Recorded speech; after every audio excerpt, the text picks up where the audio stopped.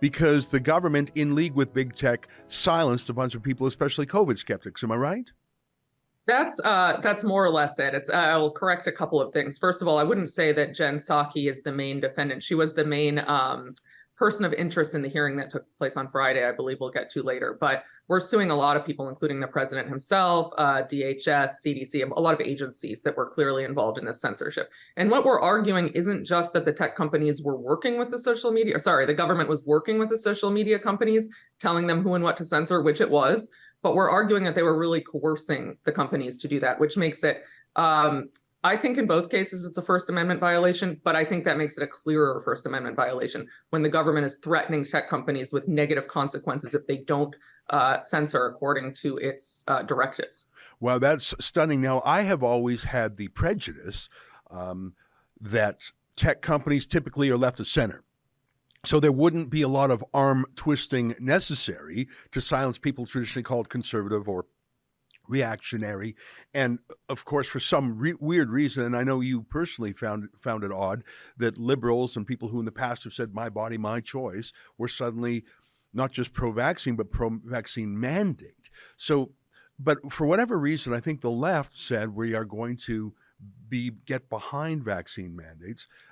The reason I mention this is it's surprising to me that the government would have to force or pressure or coerce big tech to do what I think some of them would have naturally done.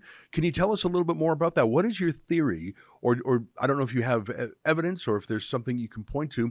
What is it that, and how did the government threaten big tech? Because I would have thought big tech loved to do this.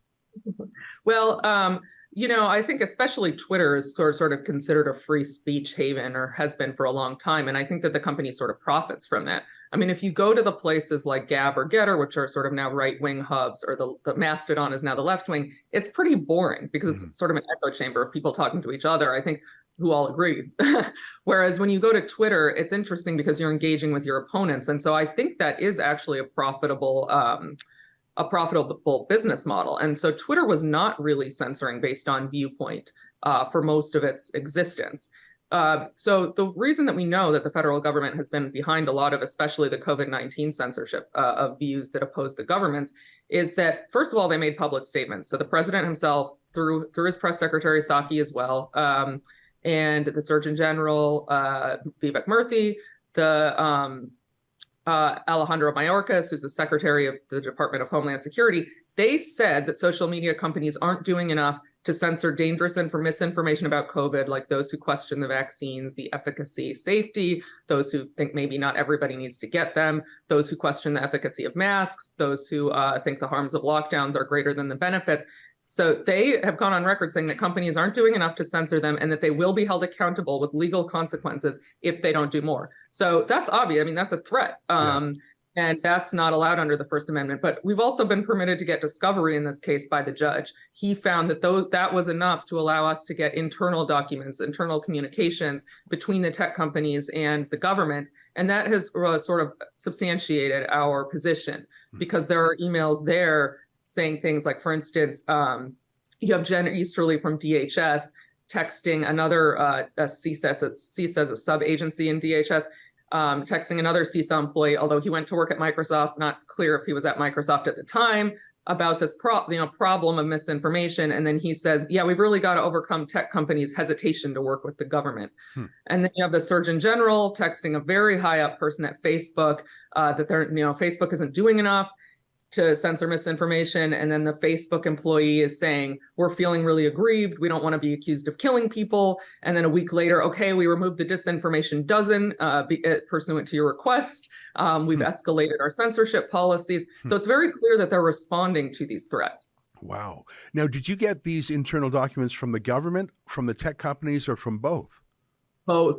The judge ordered the government to turn over documents that contain various search terms in between various individuals that we named based on the information we had. And then in a sort of rare move, he ordered discovery on the third parties. And actually, that was quite interesting because the government had clearly not been entirely forthcoming about the number of officials and agencies that were involved in this. We learned it was a vaster censorship enterprise of the federal government than we had previously thought because of the information that tech companies gave us. Yeah, I mean, that's the thing, is you're relying on the honesty and the ethics and the technical skill of the government to turn over relevant documents. They might, honestly do a search incorrectly, or they might just choose not to disclose the most embarrassing things. If you have the second party in a conversation, it's more likely you'll get all the info. That's very interesting. So, this hearing is in Louisiana. Is that right? How did Louisiana get jurisdiction here? Is that important, or was it just could have been any state?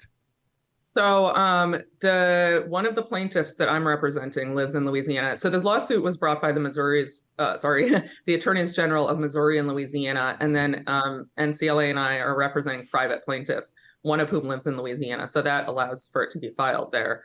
That area, the Fifth Circuit, you might have judges that would tend to be more favorable than some other places in the country. What you just saw was an excerpt from my nightly show, the Ezra Levant Show. Every weekday, I do a monologue. Usually it's about half an hour. Then I interview an interesting guest, and then we read my hate mail or my fan mail, whichever is more fun. It's only available behind a paywall, though. That's how we pay our bills here at Rebel News. We don't take a dime from Justin Trudeau. But the good news is it's only $8 a month, about half the price of Netflix. And in addition to my nightly show, you also get weekly shows from 4 other friends here at Rebel News. So you're getting 36 shows a month just for $8. I think it's worth it. And even if you're not quite sure, do it anyways, because we rely on viewers like you to keep us free and independent. I promise you I'll never take a dime from Trudeau. Just go to rebelnewsplus.com and click subscribe. Thanks.